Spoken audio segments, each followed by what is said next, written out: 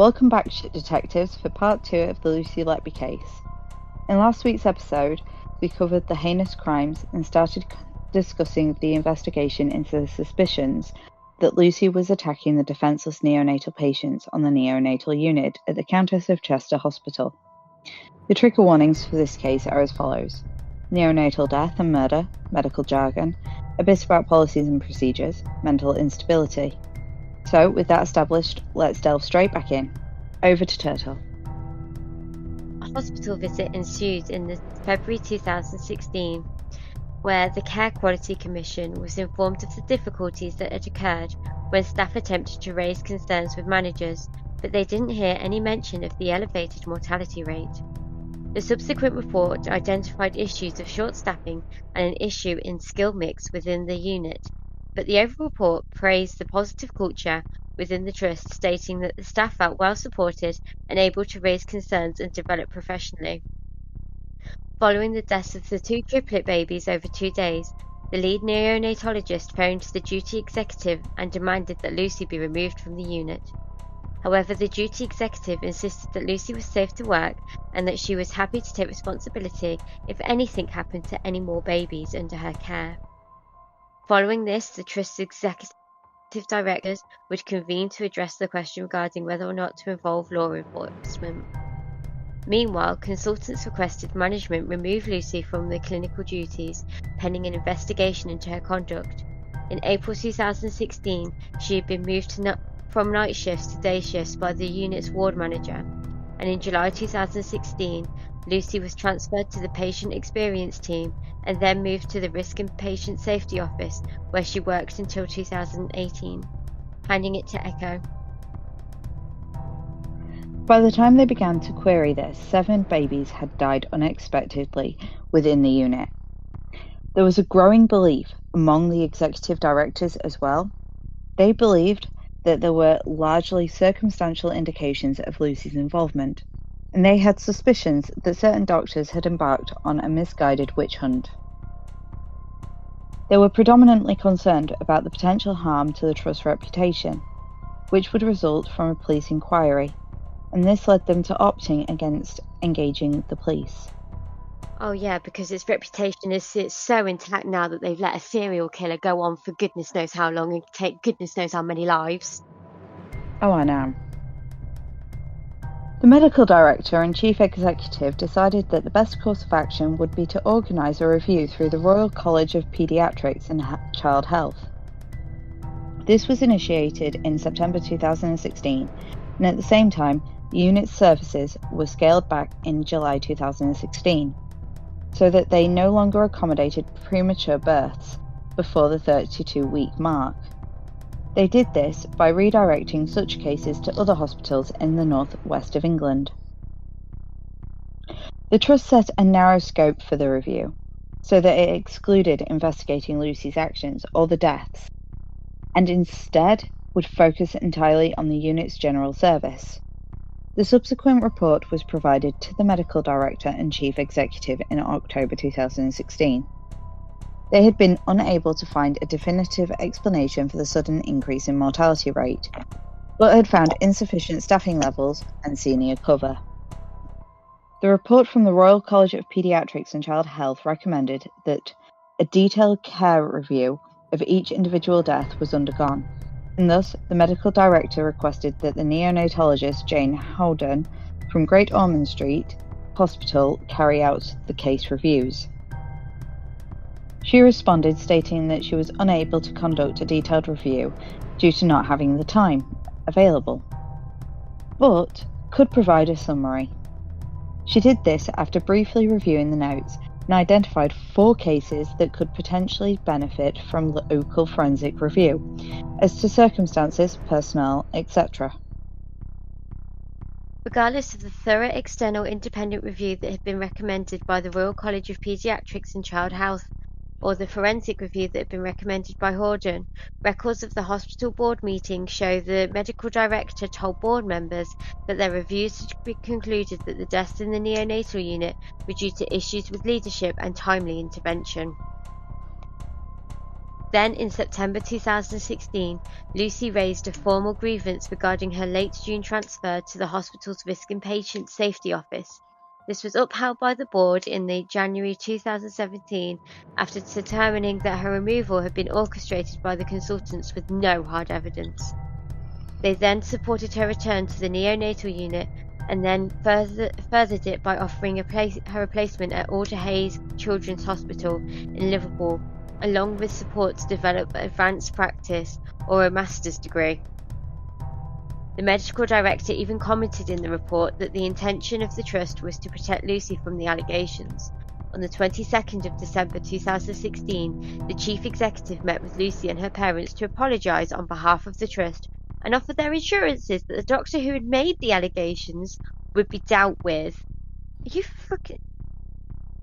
Jesus H. No, this actually happened. Just making sure everyone's aware of that. This actually happened. As disgusting and abysmal as it is. I think he should be just so guilty, jeez. He would later order the consultants who were simply concerned for the safety and well-being of the very lives of their patients to send a letter of apology to Lucy, which they did in February 2017. Then in March, consultants requested management involved the police after receiving advice from the regional neonatal lead, who suggested that they needed to undergo a further investigation. On the 27th of April 2017, they were able to raise their concerns despite Lucy being due to return to work on the 3rd of May 2017. The Trust publicly announced the involvement of the police in May 2017 and stated that this move was simply to seek assurances that would enable them to rule out unnatural causes of death. The subsequent police investigation was named Operation Hummingbird, with the senior investigation officer Paul Hughes later stating the initial focus was around the hypothesis of what could have occurred. So the generic hypothesis of it could be naturally occurring deaths, it could be naturally occurring collapses, it could be an organic reason, it could be a virus. And then one of those hypotheses was obviously that it could be inflicted harm. Lucy was arrested on the 4th of July 2018. It reported that her father watched her being taken away by the police. Lucy had 2 training placements, which would come under investigation after her conviction. These were at Liverpool Women's Hospital in late 2012 and early 2015. Following her arrest, a note of medications that had been given to baby M was found by police among other items under Lucy's bed. It was a record of the emergency drugs provided to the infant written on a paper towel during his 30-minute resuscitation at the Countess of Chester Hospital's neonatal unit. She also had the blood gas reading for child M. In the same bag was a number of shift handover sheets as well. These should never have left the hospital, as this directly goes against trust policy. The policy regarding handovers states that these should be done in a way that maintains patient confidentiality, but also ensures that all information that is relevant to the optimum care of the patient is provided. To maintain patient confidentiality, NHS policy states that handover sheets must be disposed of in a confidential waste bins at the end of a shift. This is so that the confidential information on the handover sheet can be disposed of, so that no one can obtain them. I'm pretty sure they incinerate them. Lucy had a total of 257 such sheets in her possession. These handover sheets contain the names of the children cared for on a given shift. 21 of the sheets included the names of babies it is believed she had harmed.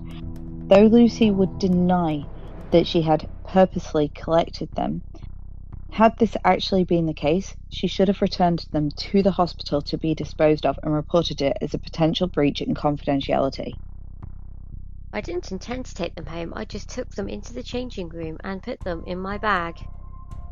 Yeah, I mean, I am aware that things like this can occur by accident. Sometimes you can put them in your uniform, put a piece of paper with confidential information in your pocket for that shift and then forget it's there. But it should always be reported. as an incident, it should be returned, and it should be disposed of. And like I've previously mentioned, I'm pretty sure that they incinerate all confidential documents. Or they put it in a washing machine. Maybe. I'm pretty sure it's that they incinerate them, though. Well, since we seem to have reached a bit of a natural breaking point, how about I give you the quiz answer? So let's take a brief break and give you guys the answer to last week's true crime quiz question. But as a quick recap, last week's question was an anagram for you to rearrange. Admonish Ralph for the name of another highly prolific British serial killer with a medical bent. Congratulations if you commented Harold Shipman, then you were right. Well done. It's time to go and make yourself some hot chocolate with marshmallows because you deserve it. And don't forget to click that like button to stay tuned for the next quiz question. That'll be later in this episode. Now back to the case as we cover court. The key evidence in the prosecution case were as follows. The medical records were absolutely crucial in order to establish the condition of the babies when Lucy had attacked them. When some of the babies recovered, the speed of their recovery was just too fast to be seen as a natural occurrence. Several medical documents featured falsified notes that had been made by Lucy in order to hide her involvement. She went as far as to amend timings on multiple documents, which was deemed as an attempt to distance herself from the suspicious incidences where babies suddenly became severely unwell. The text messages and social media activity of Lucy were also an important feature of the prosecution's case, as they coincided with the attacks occurring on the neonatal unit. These were dated and timed, and sometimes they appeared similar to a live blogging of events. All of this also explained how Lucy managed to deceive her colleagues into believing that the inexplicable collapses were actually a natural worsening of the children's underlying health conditions and nothing to do with her despicable involvement. They also revealed an intrusive curiosity about the parents of the babies she had attacked. Then there were the staff rotas, which were able to show the jury that Lucy was the only common denominator in the series of deaths and sudden collapses occurring on the neonatal unit. It also showed that many of the earlier incidences occurred overnight, but then, when Lucy was put onto the day shifts, the collapses and the deaths abruptly began to occur in the day instead. This was further corroborated using Lucy's personal diary, which she had written in her shift patterns. Speaking of which, there were handwritten notes and diaries which were discovered by police during their investigation. Such phrases had been written in them by Lucy as, quote, "I killed them on purpose because I'm not good enough to care for them," or, "I am evil, I did this," and, "Today is your birthday and you are not here, and I am so sorry for that." They provided an insight into her mindset following the despicable acts. Early on in the trial, the court heard how Lucy's parents had previously aided Lucy in securing a letter of apology from senior doctors who had dared to raise concerns about her. Her parents had even gone as far as to threaten to report them to the General Medical Council. The couple stood by her side since the day of her arrest, and throughout the case continued to maintain her innocence. Throughout the trial, they even went to the extent of renting a flat nearer to Manchester Crown Court, simply so that they could attend the trial every day. However, despite all of this, her parents chose not to attend her sentencing, so much like their daughter, they were not present in court to hear the testimonies from the victims' parents. It's said that when all the verdicts were made public, her mother was crying in her husband's arms and shouted, "You can't be serious. This cannot be right."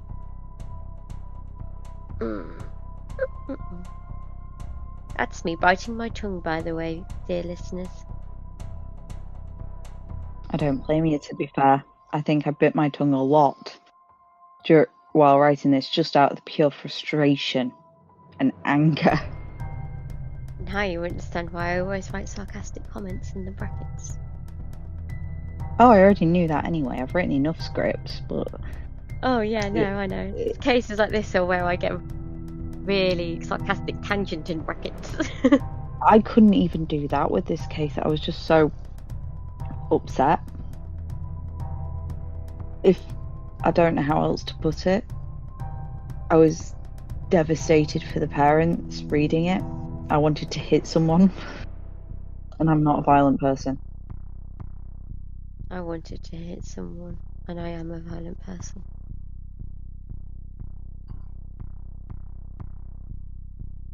You know, in the sense of, generally speaking, if I get frustrated, I will pinch a pillow or something. I have to be physical to get it out. That's why I run. Yeah, I get that. While speaking at her trial, Lucy said that after her arrest, her father made her bed for her while he had been staying the night after taking her home from a family holiday. Okay. Oh, that's nice. There are parents grieving their children, but she gets a nice family holiday. This nice little killer's holiday. Oh, yeah. The prosecution was able to present evidence to the court of Lucy using a variety of methods to attack babies. These included the injection of air and insulin into their bloodstream, the infusion of air into their gastrointestinal tract, force feeding an overdose of milk or fluids, and impact-type trauma. Her intention had been to kill the babies while deceiving her colleagues into believing the deaths were natural. Lucy Letby was found guilty for the murders of baby A, baby C, baby D, baby E, baby I, baby O, and baby P.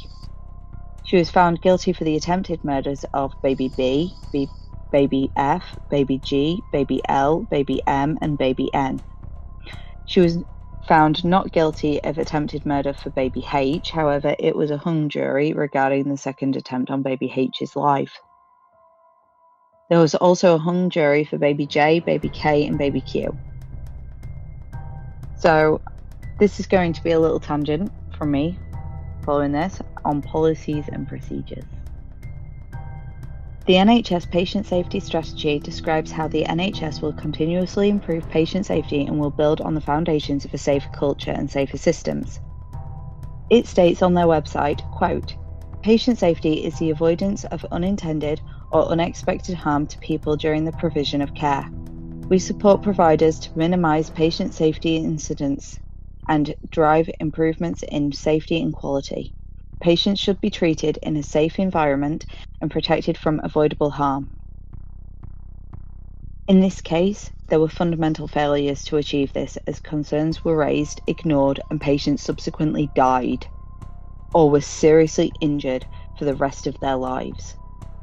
So in this section, I'm going to discuss some of the policies in the NHS and perhaps how things could change to prevent such failures in the future based off their own existing policies. And I'm going to go off their controlled drug policy.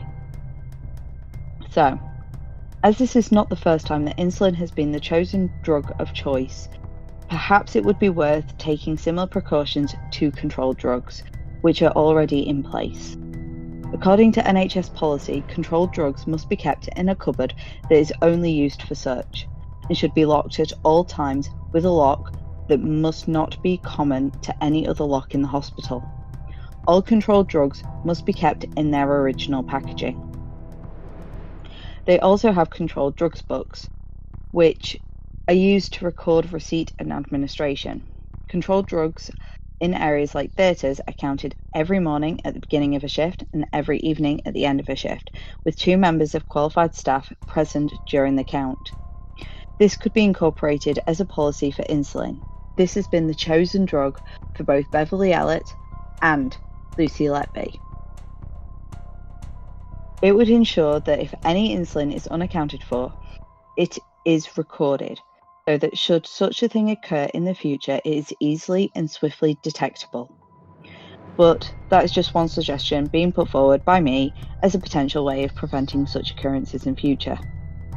I do have further ideas regarding Lucy's other methods used, but I'll save going into a lecture for another episode. Now, over to Turtle with the media coverage. Dawn, a friend who knew Lucy from school, said that I grew up with Lucy, and not a single thing that I've seen or witnessed of Lucy would let me for a moment believe that she's capable of the things that she's been accused of. It's the most out-of-character accusation that you could ever put against Lucy. That's what everyone said about Ted Bundy, yet here we are. Think of your most kind, gentle, soft friend, and think that they're being accused of harming babies. Unless Lucy turned around and said, "I'm guilty," I will never believe that she's guilty. That strikes me as a Charles Manson thing. When approached by another publication to ask whether she maintained her stance ahead of Lucy's sentencing, she replied, "I stand by that statement." Janet Cox, another one of her close friends and former nursing colleague, regularly appeared in court alongside Lucy's parents. When approached by a publication outside her home and asked if she still believed in her friend's innocence, she replied, "Yes," but refused to elaborate. There were many that knew Lucy that were interviewed by the media, and many of them stood by the belief that she was innocent of crimes that she was accused of. Lucy was headline news, and everyone wanted the inside scoop on this serial killer nurse. She's been described as persistent, calculated, and cold-blooded by the newspapers, as many questioned whether she could have been stopped earlier. There were headlines on the day of her sentencing, like that from The Guardian titled, "Britain's Worst Child Serial Killer, Nurse Guilty of 7 Murders," alongside a large image of Lucy, aged 33. Stories included interviews with whistleblowers who claimed that the babies would have survived if the hospital executives had acted earlier on concerns. Another came from The Telegraph, whose headline read, "NHS ignored warnings that left nurse free to kill again." Or the headline from The Express, which read, "Murdered babies should have been saved." Or the Daily Mail's headline, which read, "They had 10 chances to stop her." There were many headlines that focused predominantly on the culture within the NHS and how it was due to the attitudes of the executives that she had managed to get away with such heinous crimes and cause harm to so many. Who could blame them? Having covered the history of events, there were many opportunities where those babies could have been saved, and Lucy's spree of attacks could have ended. Yet these headlines will probably fade into the distant memory, as the Trust claims that they will, quote, "learn from the mistakes that were made." The questions we are going to put to you at this moment are, is that enough? Will they actually learn from this, or will it be swept under the rug given time? What do you all think? I'm just going to put a quick insert in before I actually, start on our next bit. In an ideal world, well, they're trying to make out that it's all the executives' fault, this, that, and the other. But you also have to consider the trust funding. And simply put, in an ideal world, there'd be one unexplained death and there'd be a whole inquest into it. And by the third baby, you go, yeah, there we go, off it. There's a circumstance there that needs to be dealt with, and off they trot. But for the longest time, the NHS has been underfunded, and this is one of the prime examples of things that fall through the cracks because there isn't the funding in place and they have to prioritise. So something as simple as an inquest into what's gone on, it's deemed a simple administrative task that they dealt with, or it will just go away on its own.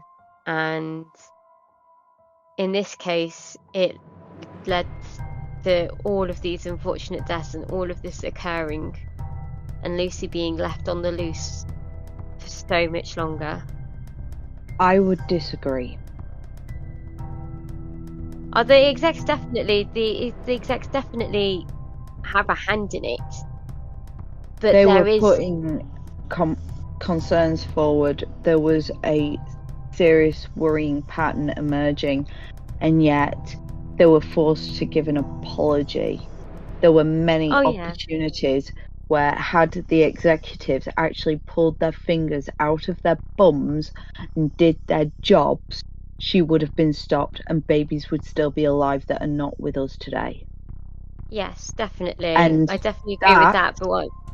I'm going to say, that stems from a culture and an attitude within the NHS management and executives. Purely and simply, it is nothing to do with funding. Absolutely nothing. And I'm going to go into this in my opinion piece, but there is a culture that, should you ask the hard questions, if a drug goes missing, if you ask how could that have gone missing, you're in the wrong.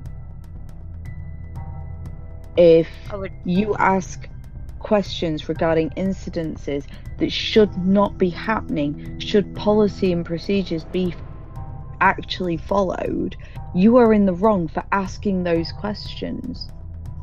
People face disciplinary action for that, simply for asking the questions that should be asked. Well, not working within the NHS myself, I wouldn't be able to comment on that type of culture and stuff. But surely that type of culture needs to be investigated as to where it's come from, why it's there in the first place, because that allows people like Howard Shipman, like Beverly Allitt, like Lucy Letby, like whoever comes next in this long line of medical tyrants, that there will unfortunately be others, and you have to look into it and go, why is this not changing? Why is the policy not changing? Why is the attitude not changing? I believe that yes, the attitude that you're reporting is there and it is present, but some of the contributory things towards that attitude are going to be stuff like funding. So this troublesome pattern has arisen. People are getting disciplined, people are getting complaints, and they're going, well, if we get a bad rep, we're going to lose money. We're going to have to make like compromises. And they decided that patient safety was where they were going to compromise, which should never, ever be the case. The thing is, as well, is if a controlled drug is reported missing, the police are informed straight away. Like, It should be there like is that police for an involved, unexplained. and there's no issue with funding there. But should doctors bring up concerns and it be repeatedly advised this should be investigated, and they didn't, that to me is unforgivable of the executives and the management. Oh, it is. They've definitely got a massive, massive portion of blame. They definitely do. There does seem to be a bit of a coddle Lucy culture going on here.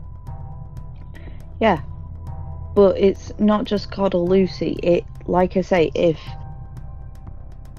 there is an incident that has to be investigated by police, or has to be investigated, if there is an incident, there is a huge coddle culture, in my opinion, from what I've seen. Do you lose your job if you just go straight to the police? I think you would, yes.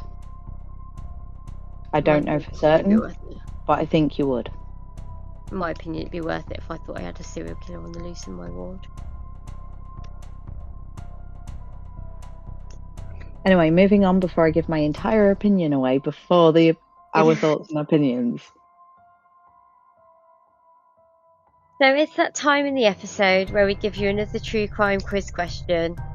So come on, you fellow shit detectives. Let's see what this week's question is. What was one nickname given to the charismatic serial killer enforcer Charles Sokharaj, who terrorized Southeast Asian hippie trail in the 1970s? The moniker was also the title of a BBC/Netflix series starring Jenna Louise Coleman as Sokharaj's girlfriend. If you think you know the answer, please comment in the comment section below if you're listening to us on YouTube or TikTok, or comment it on our other social media platforms, and stay tuned for next week's episode to see if you got it right. And while we are here, we're just going to give you that little reminder that if you like this episode, please click that subscribe button and give us a like. Perhaps share us with your friends. Now, back to the case discussing corporate manslaughter. So I've already given a little bit of a teaser that there is an investigation. And here we are. This year, the hospital where Lucy worked is now under investigation for corporate manslaughter, following the murders of 7 infants. Cheshire Police confirmed in a statement obtained by People that they are now carrying out an investigation at the healthcare facility. Detective Superintendent Simon Blackwell said, "The investigation will focus on the indictment period of the charges for Lucy Letby from June 2015 to June 2016, and consider areas including senior leadership and decision-making to determine whether any criminality has taken place." In the statement, he went on to say, "At this stage, we are not investigating any individuals in relation to gross negligence manslaughter." A public inquiry has also been launched and will investigate whether NHS managers missed opportunities to stop Lucy's murderous spree. The statutory inquiry was launched by ministers after Lucy's conviction, and it will probe the conduct of staff at the hospital, including board members, managers, doctors, nurses, and midwives, while Lucy was employed there. It will also include examining the following: whether suspicions should have been raised earlier, if Lucy should have been suspended sooner, and whether police should have been informed sooner, the response from the managers at the hospital to concerns that were raised about Lucy, and whether the trust culture contributed to the failure to protect babies from Lucy. Here's the clue. Yes to all, but maybe not the suspicions one. I totally agree. It will also look at the experiences of the parents of the babies. More widely, at the effectiveness of the NHS structures and regulations in place to protect babies in hospitals. Staff working at the Countess of Chester Hospital will be asked a series of questions, including what were the concerns and what concerns were raised, and when about the conduct of Lucy Letby, by whom were they raised, and what was done. What was known, and what should have been known about her previous work as a nurse when she commenced employment at the hospital. What was the board's involvement in the way the concerns regarding Lucy Letby were dealt with by the hospital? What happened to those who raised concerns about Lucy Letby? In September 2023, the Court of Appeal Division confirmed that they had received an application from Lucy for permission to appeal her conviction. Not only this, but it's also been reported that Lucy is facing a retrial over the attempted murder allegation relating to baby K, a baby girl born in February 2016. A provisional date has been set for the 10th of June 2024, which is at Manchester Crown Court, and it's estimated that this will last up to 3 weeks. The next part is all yours, Turtle. Take it away. Thank you. So we've had a lot of medical jargon. Let's mix it up a little bit and put in some psychology. Specifically, the criminology study into what are known as the angels of death. So, angels of death are what we in the criminology world call people who work in the medical field and attack their patients for reasons various. Angels of death like Lucy Letby often gain a bit of notoriety among their colleagues before their crimes are exposed. According to new research into the characteristics of such serial killer nurses, it has been found that they tend to hold morbid conversations with the grieving relatives. According to the criminologists who were studying the traits of healthcare professionals who became serial killers, they found that most craved attention, tended to switch hospitals frequently, had disciplinary issues, and liked to talk about death or would exhibit odd behaviour when someone dies. In the research conducted by criminologists from Birmingham City University, they examined 16 convicted male and female nurses who had been murdered within a hospital. Between these killers, they had more than 120 patients. Most commonly, the method used was poisoning, and this led to the research stating the importance of monitoring access to drugs within hospitals, and how it cannot be overestimated. Insulin overdose was the most common method, and it was used by a quarter of the healthcare serial killers, though other substances were used which included muscle relaxants, opiates, potassium, and bleach. It was only in one case, the case of Beverly Allen, who combined the other methods alongside poisoning, which was namely suffocation. This research also identified a series of common criminological and socio-demographic characteristics which were prevalent among offenders. These included difficulties in developing personal relationships, a history of mental instability, and a likelihood of switching hospitals frequently, and a preference for night shifts. This is thought to minimize the likelihood of being caught. However, it is important to note that the criminologists say that their study does indicate that just because a nurse is on duty when deaths occur is not sufficient in itself to indicate guilt. In the study, it urges that the attendance data should be treated with caution as evidence in the investigation and prosecution of suspected healthcare serial killers. A spike in the number of deaths on shift of a suspected healthcare serial killer may well be an indicator of wrongdoing. However, this should only be used in combination with other types of evidence, which may include some of the more common red flags we have discovered in our sample. David Wilson, Professor of Criminology at Birmingham City University, said the authorities and law enforcement agencies should look for a cluster of factors to indicate if there is a murderer at work. Healthcare serial killers are an extremely rare phenomenon, contrary to the public perception. Thank you, Turtle. That was really interesting. I'm just going to put an insert here because I don't know where else it would fit, really. Sometimes a death can also go down as unexpected or unexplained at family's request. Sometimes it's medical professionals that it is a bit more expected, and it's a phenomenon in death known as the surge. Basically, a person is dying or seems to be, you're seemingly told to prepare for the worst, and then all of a sudden they're back to normal and they're their old chirpy selves, and their body seems to be recovering. It's like the body gives one last push, one last surge of energy to try and be okay again, and that can last a period of time. It varies, and then they die, and sometimes that's hard for the family members. So families, they put it down as they request it to be noted as unexpected or unexplained because they can't process or they don't understand that it's the surge. It's common in a lot of deaths, but it's most noted in hospitals because hospitals are where people tend to be for a lot of the attending of death. That is really interesting. Thank you for that. No problem. It's a really interesting topic to delve into, the way that the minds of serial killers work. And, I like to try and normalise topics about death and the processes of death anyway. So, with that done, now on to our thoughts and opinions.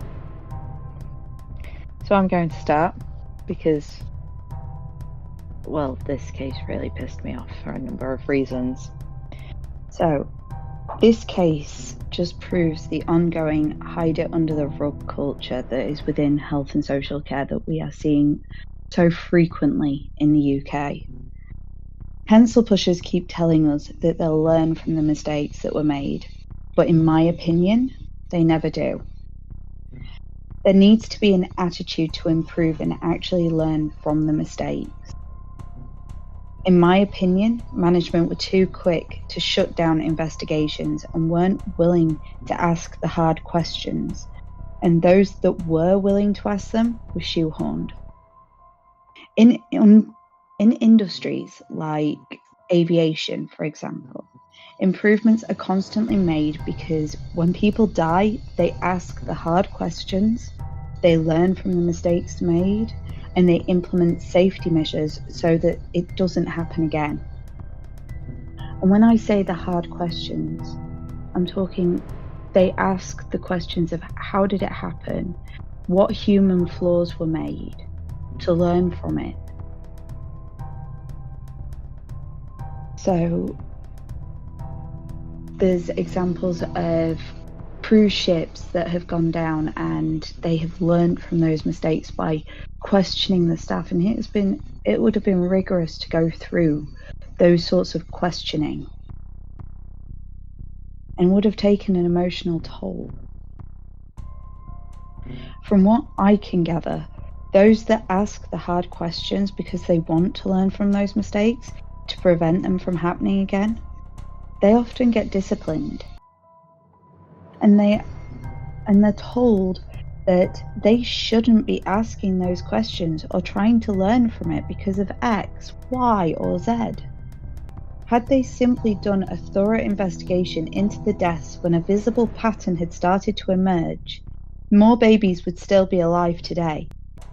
Those that do notice these patterns, again, they shouldn't be crapped on for it. It's part of their role. It's part of their responsibility.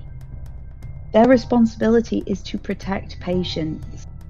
It's the responsibility of everyone in healthcare to protect and care for patients. To truly begin improving healthcare and prevent such atrocities from occurring, those that are willing to ask the hard questions and voice their concerns should not be silenced. They should be encouraged, and if they are wrong, then there will be something that can be learnt from it for all staff. For instance, if a drug error could have occurred, say for instance a drug has gone missing, that could be an opportunity for all staff to learn and grow from. How did the drug go missing? Why did it go missing? Have the investigation, have people learn from it, not just the individual who was a part of it or the individuals that were a part of the incident, but all the staff in the department could learn from that so that it doesn't happen again.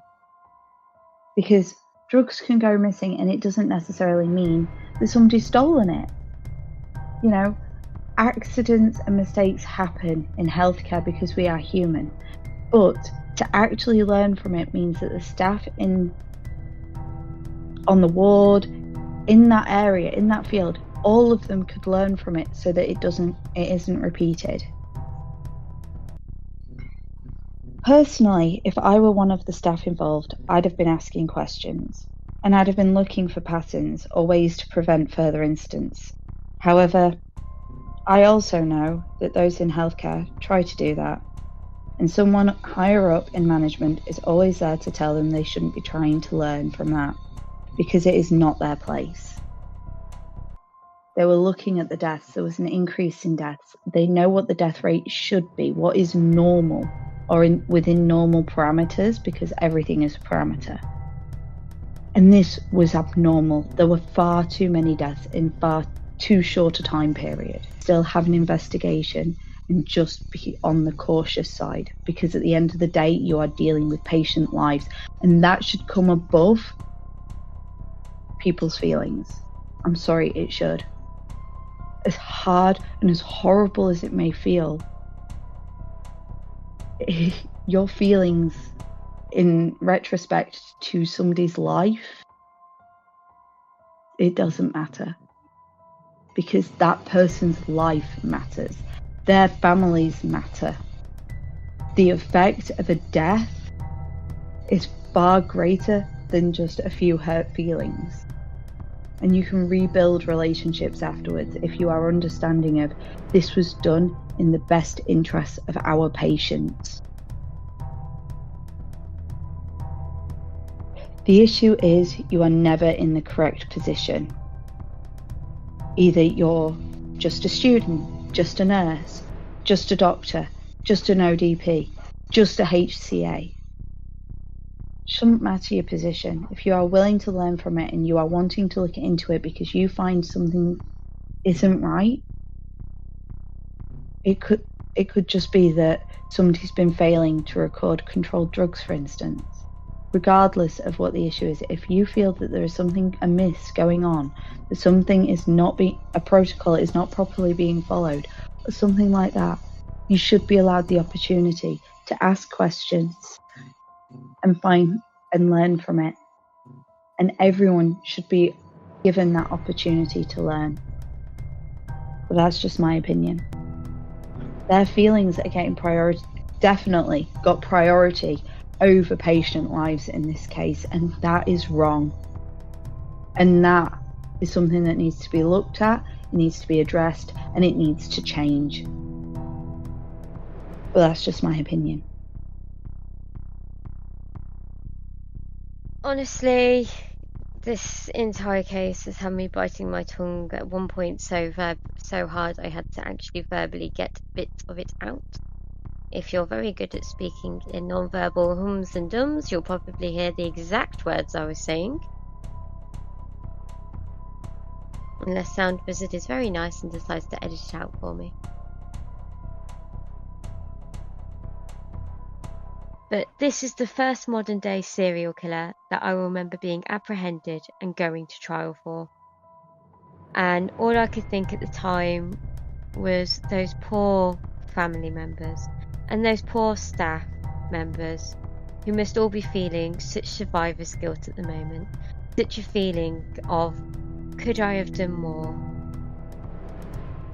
And the answer is kind of yes, but also no. Parents you probably couldn't have. Maybe you could have asked for an inquiry, but honestly, you had other things on your plate. You're not going to think of it. And I hope that that is a kind of reassurance to those parents.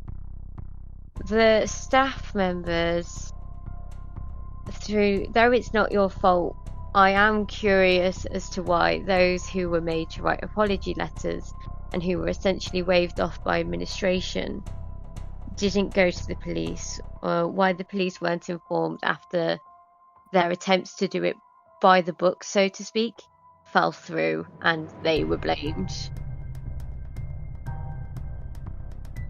Maybe they were intimidated or gaslit. I wasn't there. I can't say. I could offer speculation and a pot to stir, but I'm pretty sure they were threatened with disciplinary action. Honestly, to save lives, I would take all the action in the world and lose my job. I know it's not the day and age where we can all just do that willy-nilly, but I would.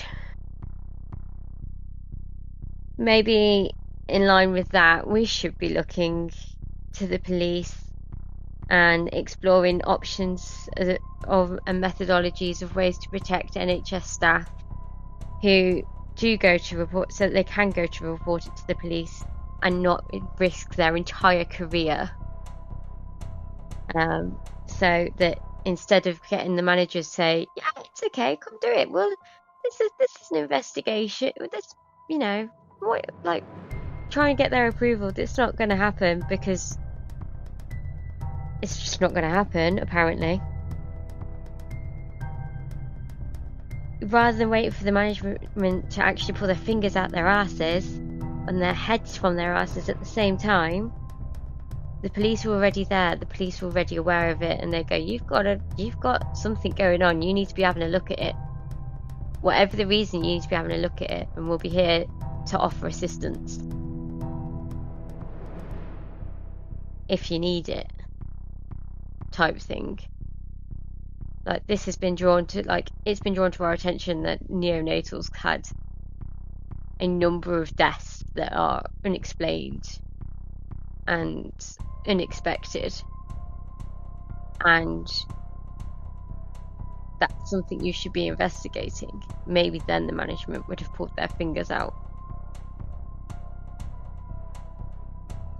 See, like I say, for me personally, I feel that there is a bit of a coddle culture. I get that we have to be considerate of how other people feel. But if somebody's asking questions because it is an opportunity to learn, that should be welcomed. Because that's not necessarily directed at a member of staff. It could just be that they're trying to learn, and they shouldn't be shut down for trying to learn from mistakes that have been made. In incidences where there are unexpected deaths, there's instances with controlled drugs going missing, or incidences, needle stick injuries. There is always an opportunity to learn. And yes, some people will ask the hard questions that might get people's backs up, but it shouldn't be a no. It should be something that, yeah, this happens because this has happened because of X, this has happened because of Y. But if you can't give that definitive answer, then it is a question that really needs to be asked. And why are people not asking it? Why are they, the ones that are asking it, being told that they shouldn't be? Does that make sense? Yeah. And to me, there were doctors, when I was reading about this case, there were doctors, there were nurses, there was Letby's colleagues were asking these questions and being told to shut up because there wasn't a definitive answer. But instead of looking into why was there not a definitive answer, what was actually going on, they were told to shut up. It's unforgivable in my opinion. That's what I mean. They got nowhere with management. Management told them to shut up. And I think in that situation, there should be a way to protect the informant, so to speak, the whistleblower, and have them go to the police and say, look, something's not right here. I don't know what. It's not my purview to know what. But this isn't right. There's something going on, and it seems like it's got everything to do with this one nurse who is always on.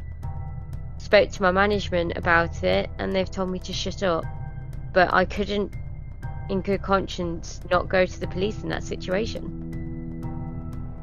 So maybe the police need to find a way where somebody's job isn't completely jeopardized, and they can protect people who are going to come forward, and that will help reduce the serial killers, because there will be a investigation. There are more than the ones we know about. You know, the big ones like Beverly Allett, Harold Shipman, Lucy Letby. There are more than them. We'll be covering more in depth on the aftermath of Beverly Allett in, I think it's next week's episode, because there was a lot of changes made after Beverly Allett and Harold Shipman, but I'm not seeing much talk about what to change after Lucy Letby. And as we've covered in this episode, like, the one drug that is used most is insulin. So why are we not putting more procedures and more caution in when it comes to insulin? And you'd have to do the same with potassium.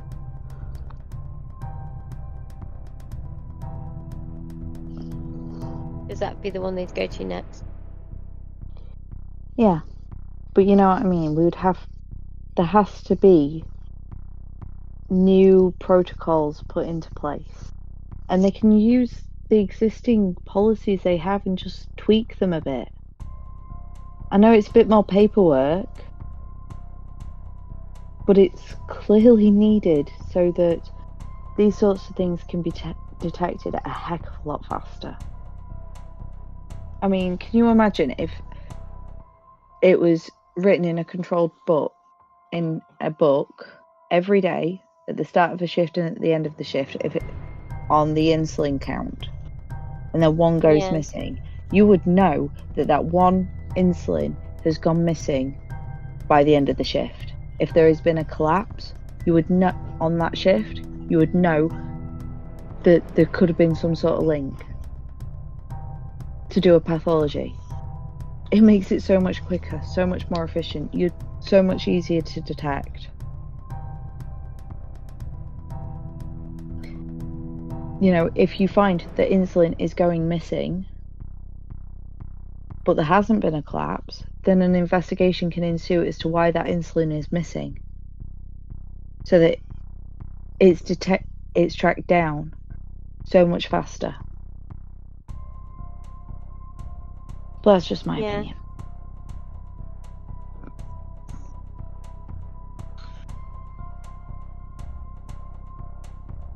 Again, like I say, if it's quicker to detect, quicker to inform police, quicker to stop the assailant.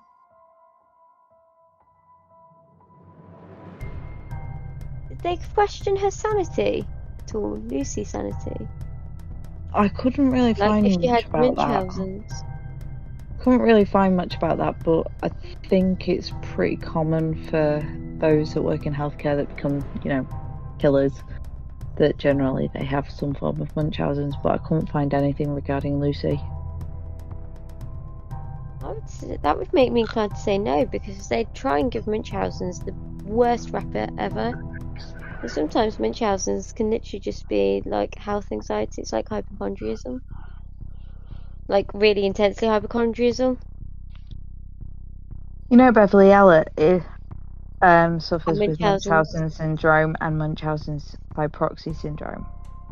Yeah, that's what made me think of it, because I was thinking of Beverly Elliott, and it just made me go, do we know if Lucy has it or not? It's quite possible. Anyway, shall we leave it at that? Yeah, a thinking point for our viewers. Do you think Lucy Letby has Munchausen syndrome? Let us know in the comment section below. Do you think it's just anxiety? I'm inclined to think it's just anxiety given her notes. It's not, I did it to help you, I'm sorry. And all that. It's, I killed you because I'm evil. Anyway, that's a wrap for this episode. If you like this episode, please give us a like, a comment and a subscribe. If you're joining us on YouTube, and if you're joining us on another platform, give us a rating and a follow. It helps with the boosting in the algorithm. Please don't forget to join us on other social media platforms such as Facebook, TikTok and Instagram, and Threads whenever I remember that it exists. We hope to see you again next week.